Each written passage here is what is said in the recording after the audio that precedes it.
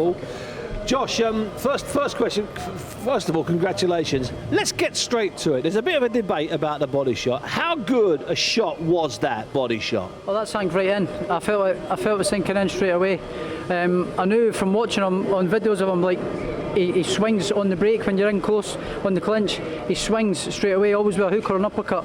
So I seen that coming, and I sort of like pressed in against him, but like smothered him up, and then I pushed him against the ropes, and as he threw the right hand, I hit him with the left hook, which I felt sinking right in. So you knew he was going to go down, and you knew that was it? I knew that was a real good shot, and I felt it sinking in. I didn't know that it hurt him to the extent until I turned around and seen him lying on the floor.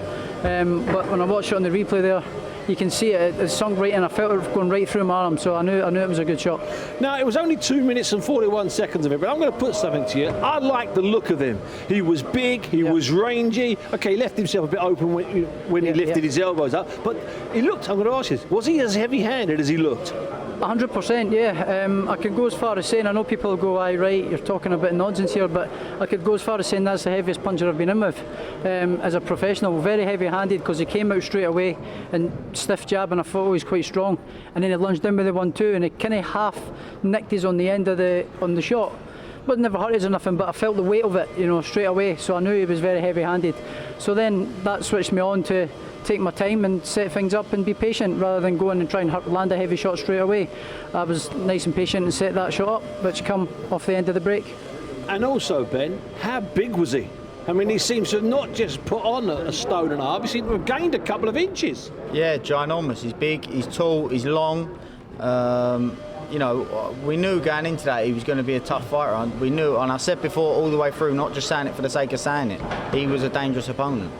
And that shot, the finishing shot, when that came in, you probably had a better view of it to me because I was looking at the guy's back. You probably saw it. Did you, like Josh, know that was it? Once that was in, that was it? I didn't know that was it, but we knew that he was very, very big at the shoulders, and we spoke about him being very narrow at the waist.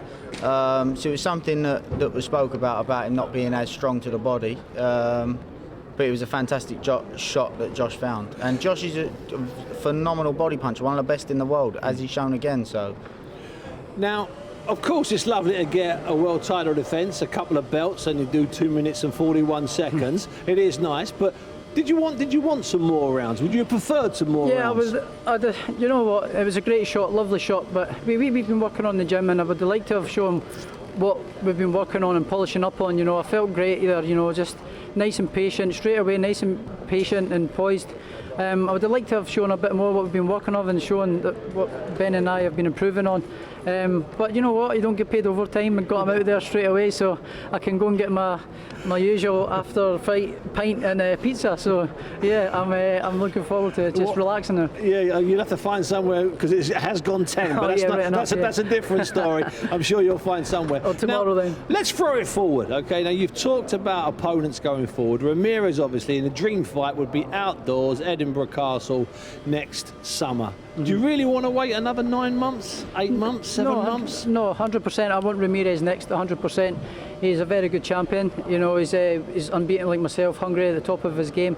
I thought against the Postal fight it wasn't a very good performance at all. I do feel he can perform better than that, given the circumstances. But again, I wasn't impressed with what I seen from him. Again, I want that fight now. I believe I'll whoop his ass all day long.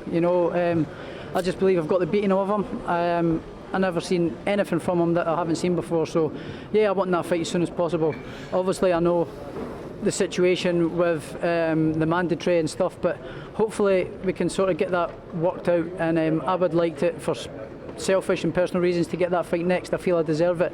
Been in big fight after big fight for my last 4 fights. Not ducked anyone. Never ducked a tournament like someone else.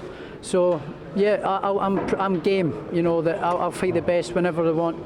And to be honest, I would rather wait until the fans were back for that fight. It's a huge fight. I think it's one of the biggest fights in boxing at the minute for all the belts. So a fight of that magnitude, I think it would be better with the fans there, either on these shores or in America. And of course, you're referring there to the situation with the WBO and Ramirez with Jack Catterall, 120 odd days, probably only 90 of those days left to negotiate. Is there not a way that you can sort that out through back channels? I mean, you know, it's the boxing business. It doesn't have to be all done on Twitter. You can sort. Is there a way to sort that out with back channels, in your opinion? Josh is with the best in the business in MTK, so. 100%, so I leave that to my management team. So I do believe we can probably get something sorted, but you know, we never know. You know, I leave that to my team and to my management team to sort that out. But personally, of course, I want that fight.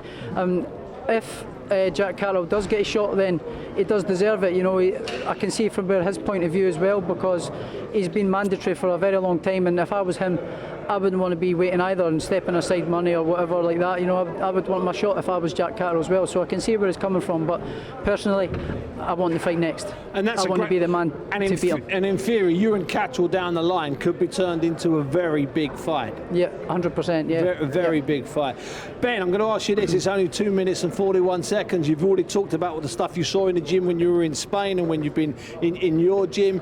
Did you see more of that tonight? Are you as excited now as you were when he first walked through your door? Yeah, like Josh said, it would have been nice to. The plan was to take our time. We knew he was going to be very, very heavy-handed, and the plan was to tighten the screws as the rounds went on and capitalise on the mistakes that Josh forced out of him.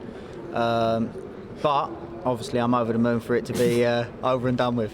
Yeah, and that's absolutely right. Josh, you were brilliant tonight, because you were brilliant in the interview and you didn't waste a punch in the ring and you were honest as ever. I love dealing with honest fighters. What a lovely business. Josh, well done. Ben, well done. Thank you very much. Honest